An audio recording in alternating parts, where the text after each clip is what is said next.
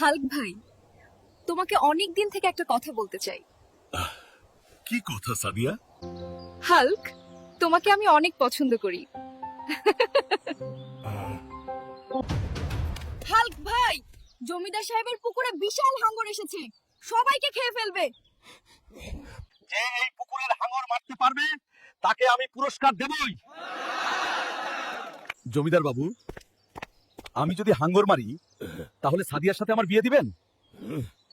ঠিক আছে হাল্কমান, আমি রাজি। আজ পুকুরের হাঙরের শেষ। হাল্ক সব পারে। জয় হোক হাল্কের। আগামী শুক্রবার হাল্ক আর সাদিয়ার বিয়ে, সবাই আমন্ত্রিত। হাল্ক ভাই, আমরা সত্যি সত্যি একসাথে হচ্ছি। হাল্ক খুশি।